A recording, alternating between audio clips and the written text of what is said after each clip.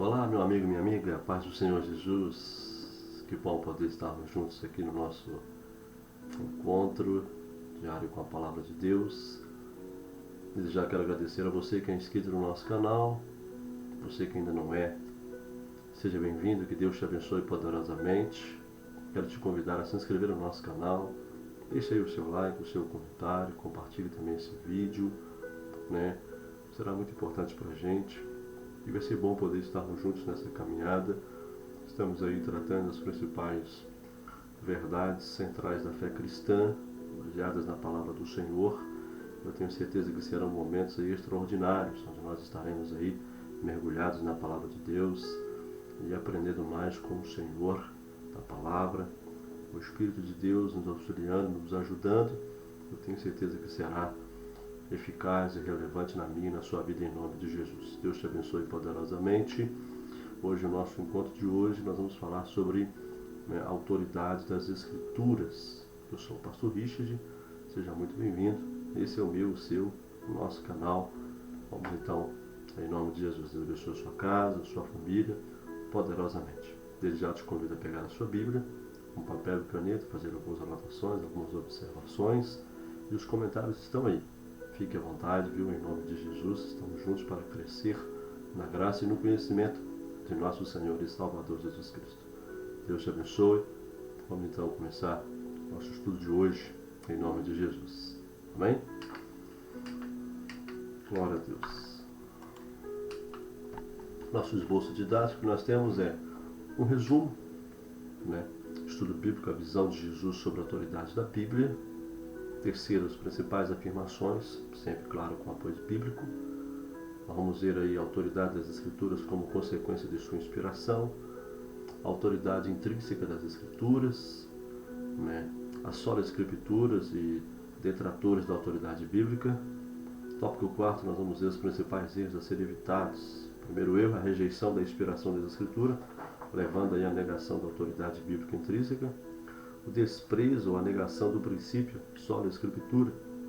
Tópico 5, aplicando a doutrina, nesse período onde eu e você estaremos aprendendo juntos como aplicar essa doutrina no nosso dia a dia, né, no ensino congregacional, na congregação, na igreja, no púlpito, na sala de aula, na escola bíblica dominical, ou mesmo no estudo bíblico, ou mesmo na célula, né, como aplicar essa doutrina no nosso dia a dia, passá-la para frente também, enfrentando a rejeição da autoridade bíblica e vivendo na prática a autoridade bíblica. Então eu te convido, nós estamos juntos aí em nome de Jesus. Autoridade das Escrituras, um resumo. A autoridade da Escritura ela é a propriedade que lhe dá como palavra inspirada de Deus, Deus soberano, né, o direito de ordenar aquilo que os cristãos devem crer e o que devem fazer e ser, bem como de proibir aquilo que eles não devem crer e o que não devem fazer e ser. Pois esse é o princípio fundamental das Escrituras. A palavra de Deus, ela é normativa de fé e prática para mim e para você, principalmente para nós que somos a igreja. Ela é absoluta, ela tem a palavra final, pois é a palavra de Deus. É uma carta de Deus deixada para nós. É o coração de Deus exposto nessas páginas que nós temos diante de nós. Os temas principais é a autoridade bíblica está ligada à prerrogativa que a Bíblia tem de ordenar ou proibir crenças, atos, né, e traços de caráter. A autoridade da Escritura é um corolário, né, de sua inspiração. A autoridade é uma propriedade intrínseca da Escritura. A autoridade da Escritura foi um dos debates cruciais, né, lá no período da Reforma, né, as 5 solas. Entre elas você tem ali a sola Escritura, ou seja, somente as Escrituras. Passagem bíblica chave para nós estudarmos, para nós compreendermos o texto e também o pensamento que queremos transmitir, embasado na palavra de Deus. Deuteronômio capítulo 30. Êxodo, Número, Gênesis, Êxodo, Levítico, Números, Deuteronômio 30, uma passagem muito conhecida dos irmãos. Mas para embasarmos aquilo que queremos colocar aqui,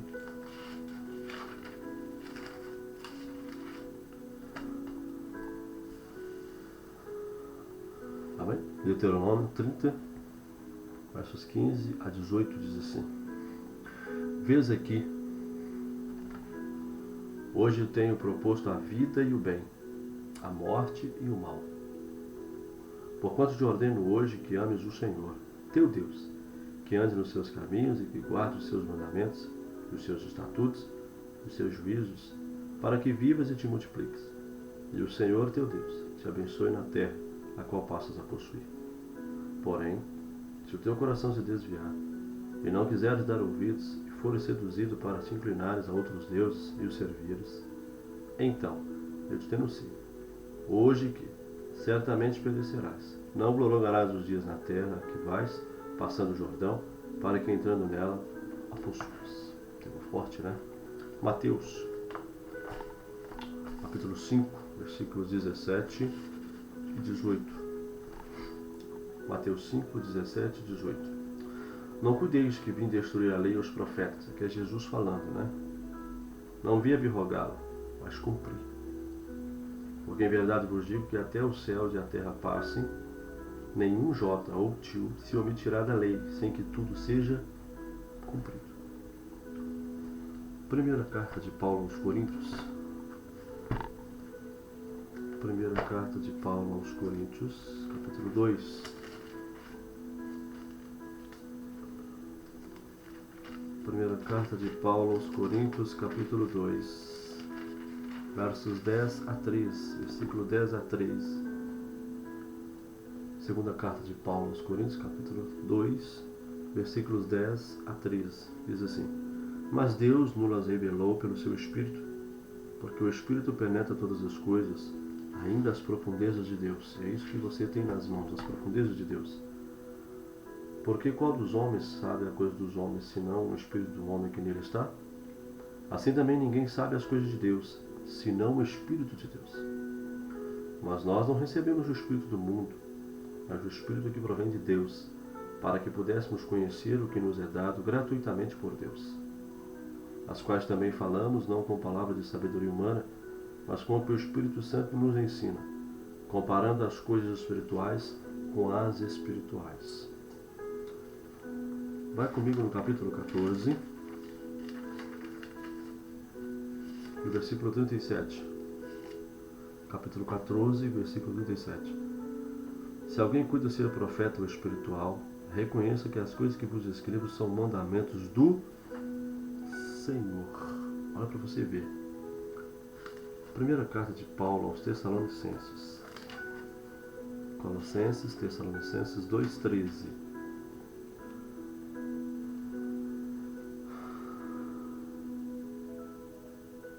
Pelo que também damos sem cessar, graças a Deus, pois, havendo recebido de nós a palavra da pregação de Deus, a recebestes não como palavra de homens, mas, segundo é na verdade, como palavra de Deus, a qual também opera em vós o que creste.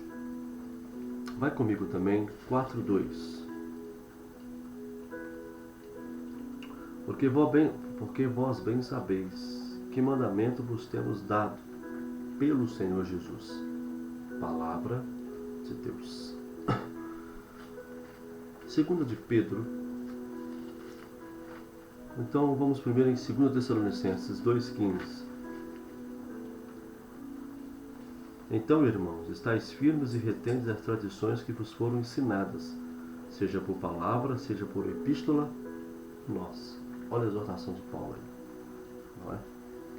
Segunda carta de Pedro, segunda epístola de Pedro. Segunda epístola de Pedro, capítulo 3, versículos 15 e 16. E tende por salvação a longanimidade de nosso Senhor, como também o nosso amado irmão Paulo vos escreveu, segundo a sabedoria que lhe foi dada.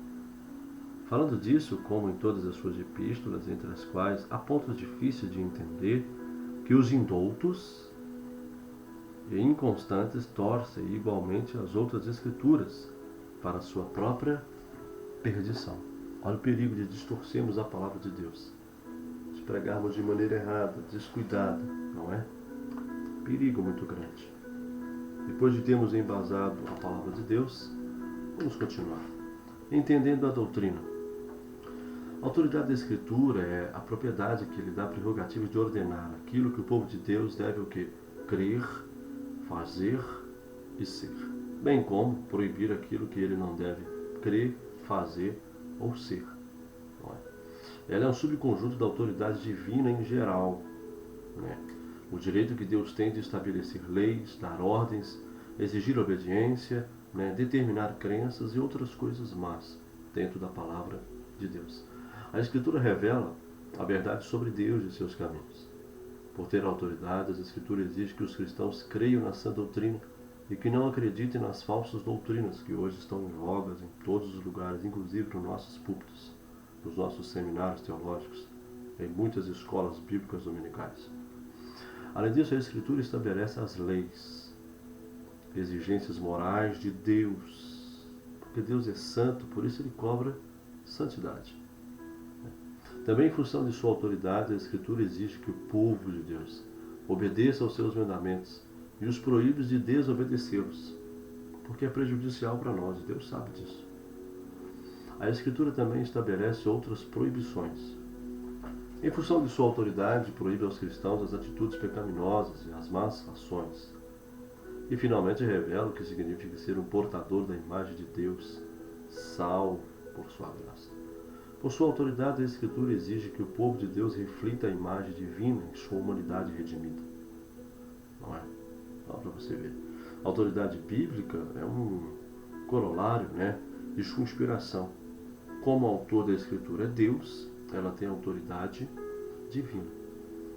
A Escritura tem autoridade porque foi inspirada por Deus.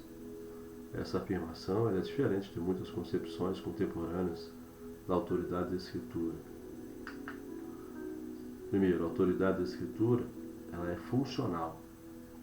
Ela tem autoridade porque funciona de uma determinada maneira. A Escritura ela mostra o caminho da salvação, capacita os crentes a viver uma vida consagrada, instrui os cristãos aí na sã doutrina, na boa doutrina, na doutrina pura. Segundo, a autoridade da Escritura ela é instrumental. Ou seja, ela tem autoridade porque Deus a utiliza como meio para revelar ao seu povo a sua graça, o seu amor, a salvação através de Cristo. A Escritura é um meio divino de comunicação, é a carta de Deus para os seus filhos, é o manual de Deus para as suas criaturas, para os seus filhos. A autoridade da Escritura ela é conferida. Ela tem autoridade porque a igreja lhe concede autoridade. A igreja ela reconhece e proclama que a Bíblia ela tem autoridade. Em quarto lugar, a autoridade da Escritura ela é tradicional, ou seja, ela tem autoridade porque sempre ocupou uma posição da mais alta honra no cristianismo. Né? A Escritura ela é o livro sagrado que constitui o alicerce do cristianismo. Sempre esteve no centro da liturgia da igreja. Infelizmente isso parece que tem sido banalizado e esquecido, principalmente no contexto de igreja brasileira.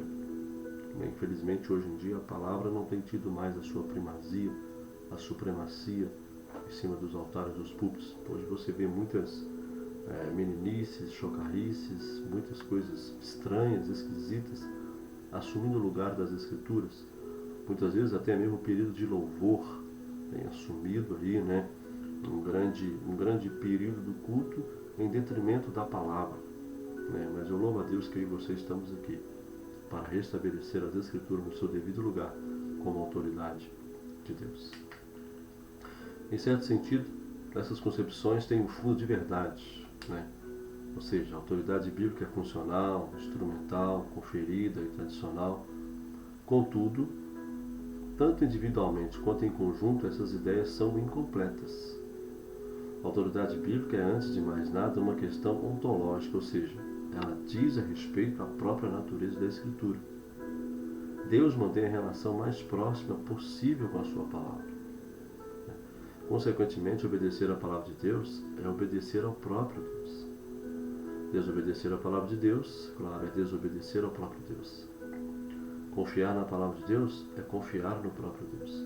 Não crer na palavra de Deus é não crer no próprio Deus. Então, Deus se identificou de tal maneira com as suas palavras que qualquer coisa que alguém faça as palavras de Deus estará fazendo o que? Diretamente ao próprio Deus. E uma coisa interessante é que essa afirmação ela não iguala a Deus a sua palavra, mas deixa claro que o mesmo Deus, a quem pertence toda a autoridade, para ordenar o que os crentes devem fazer e crer, e proibir o que eles não devem fazer e crer, este mesmo Deus está por trás da autoridade de sua palavra. A autoridade da Escritura foi uma das doutrinas mais contestadas na Reforma. Na verdade, o princípio formal do protestantismo foi só a Escritura, ou seja, só a Escritura é a autoridade suprema da Igreja. Ela é o árbitro supremo nas questões de doutrina, de práticas cristãs, estando acima de todos os escritos e tradições humanas, concílios da Igreja e tudo mais. Ela é a pedra de toque em relação à qual todo o resto é avaliado. Além disso, qualquer coisa que não tenha a chancela bíblica não pode ter a sua autoridade sobre a Igreja. Nenhuma crença ou prática sem apoio bíblico pode obrigar a consciência dos cristãos. Somente a Escritura ela tem o que? Prerrogativa de determinar doutrina e prática. Esse princípio contraria a posição católica romana de que a autoridade é constituída de Escritura, tradição e magistério da Igreja, colocando no mesmo patamar. A tradição é composta dos ensinamentos não escritos que Cristo transmitiu oralmente a seus apóstolos, os quais, por sua vez, transmitiram aos seus sucessores, os bispos da Igreja Católica, que cuide desse ensino. Sendo um modo de revelação divina, a tradição teria autoridade equivalente às Escrituras. Isso é um absurdo, não é verdade? O magistério, o ofício responsável pelo ensino na Igreja Católica, ele é composto pelo Papa e os bispos, que são os únicos autorizados a interpretar as Escrituras e a sancionar a tradição. Então, portanto, a Igreja Católica ela nega só a Escritura, ela não crê que somente as Escrituras, já que a Escritura, a tradição e o magistério constituem a sua autoridade. As Escrituras evangélicas defendem o quê? A sola Escritura, discordando da suposta base bíblica da tradição e do magistério, e divergindo também o quê? Da alegação de que a história da Igreja indica o desenvolvimento precoce dessas duas autoridades. Infelizmente, isso tem acontecido também, até mesmo em muitas igrejas ditas evangélicas, onde palavras de homens têm sido colocadas no mesmo patamar que a palavra de Deus, que as Escrituras, concílios, estatutos, regimentos internos. Isso é um perigo muito grande. Alguns costumes, algumas normas, coisas absurdas têm feito em nome da fé e têm colocado como se fosse o mesmo princípio e autoridade da palavra de Deus. Isso é um perigo muito grande. As bases bíblicas.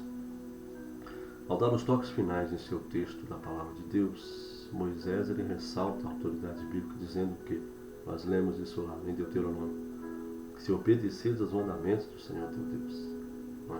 Então você vê que a autoridade da Escritura é sua prerrogativa de ordenar aquilo em que o povo de Deus deve crer e o que deve fazer e ser, bem como, novamente, de proibir o que não deve crer, o que não deve fazer e automaticamente o que não deve ser.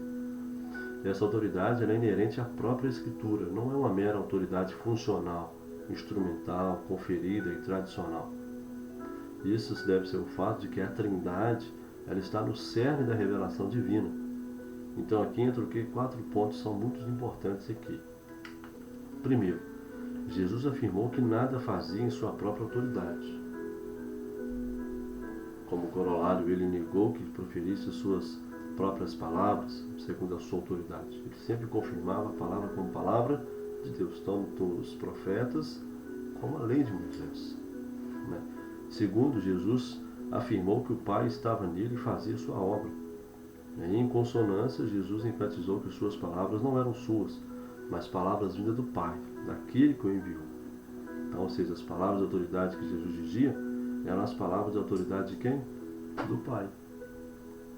Não é?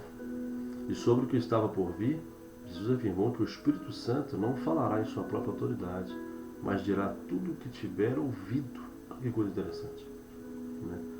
Como corolário, Jesus prometeu que o Espírito Santo tomaria as suas palavras, as palavras de Jesus, e as declararia aos discípulos. No entanto, como as palavras de Jesus não eram suas próprias, mas do Pai, o Espírito Santo, na verdade, tomaria as palavras do Pai por intermédio das palavras de Jesus e as revelaria aos discípulos nos últimos dias, como estamos fazendo hoje aqui. É o Espírito de Deus que está trazendo isso à nossa mente, ao nosso coração aqui nesse momento. Em quarto lugar, essa obra do Espírito Santo foi a sua inspiração das Escrituras, enquanto orientava o trabalho dos apóstolos durante todo o processo de escrita do Antigo e Novo Testamento. As palavras inspiradas por Deus que eles empregam, portanto, não são as palavras de autoridade do Pai, dita por meio das palavras de autoridade de Jesus e ensinada pelos Espíritos. Olha que coisa interessante. Então, elas são as palavras de autoridade do Pai, ditas por meio das palavras de autoridade de Jesus e ensinadas pelo Espírito Santo. Então, toda a palavra inspirada por Deus, aquilo que os homens escreveram, os apóstolos escreveram, são também palavras do Pai. Por isso, são palavras de Deus, têm autoridade de Deus. Esses 4 pontos dão ênfase ao que? A natureza trinitária da revelação divina. Como essa revelação tem autoridade divina, a própria Escritura, como palavra de Deus, ela tem autoridade. A base teológica dessa doutrina vem do fato de que a autoridade bíblica é uma consequência o quê? Da inspiração das Escrituras. A Escritura afirma sua própria autoridade. No Antigo Testamento, os profetas falavam e escreviam com autoridade divina, por exemplo. Moisés falou aos israelitas conforme tudo quanto o Senhor lhe dera como mandamento para eles. Em nenhuma outra parte isso é mais claro do que na abertura de muitas proclamações proféticas. Assim diz o Senhor. A autoridade das Escrituras do Antigo Testamento é atestada por Cristo, pelos apóstolos. Jesus não veio abolir a lei e os profetas, mas ele veio fazer o quê? Cumpri-la, advertindo que a Escritura não pode ser quebrada, alterada, omitida. Os apóstolos que escreveram o Novo Testamento constantemente citavam, parafraseavam, resumiam e aludiam às Escrituras do Antigo Testamento por causa de quê? Por causa da autoridade que eles reconheciam nela. A autoridade das Escrituras do Novo Testamento foi prevista por Jesus Cristo e reconhecida pelos seus autores apostólicos. Conforme discutido anteriormente, eu convido você a assistir o vídeo anterior, o próprio Jesus prometeu que enviaria o Espírito Santo como uma garantia de que tudo que os apóstolos ensinassem e escrevessem desse um testemunho fidedigno e autorizado a respeito dele e também de sua obra. O apóstolo Paulo escreveu com a convicção de que suas instruções eram dadas pelo Senhor Jesus, eram mandamentos do Senhor, que deveria ser obedecido. Aliás, o evangelho que ele transmitia era a própria palavra de Deus. O apóstolo Pedro considerava que os escritos de Paulo estavam junto com as demais escrituras, isto é, faziam parte do corpo de escritos autoritativos, assim como os textos ali do Antigo Testamento. Principais erros a serem evitados. Primeiro, rejeitar a inspiração da Escritura, o que leva à negação da autoridade intrínseca da Bíblia. O autor afirma o seguinte: a autoridade da Bíblia repousa na própria engenhosidade e irresistibilidade das experiências que ela descreve, e não no fato de Deus ser o autor. Olha para você ver que absurdo. Você vê que esse ponto de vista contradiz tanto a própria afirmação das Escrituras quanto a posição histórica da Igreja. O segundo erro, desprezar ou negar o princípio de sola Escritura. Os que defendem essa posição põem a autoridade junto com a Bíblia e consideram essa outra autoridade tão importante quanto as Escrituras, ou mais importante do que ela. Um exemplo disso é a Igreja Católica Romana, com a tradição e o magistério, seus bispos e papa. Outro exemplo é dar caráter de autoridade às palavras proféticas e outras revelações pessoais. Um terceiro exemplo é a experiência pessoal, colocar no mesmo patamar que as Escrituras. Você já deve estar cansado de ouvir isso, não é? Infelizmente, quando se colocam outras fontes de autoridade no mesmo patamar ou até acima das Escrituras, essas outras autoridades inevitavelmente acabam diminuindo a autoridade bíblica. Testemunhos, coisas falaciosas, invenções, sonhos, visões, muitas vezes de barriga cheia.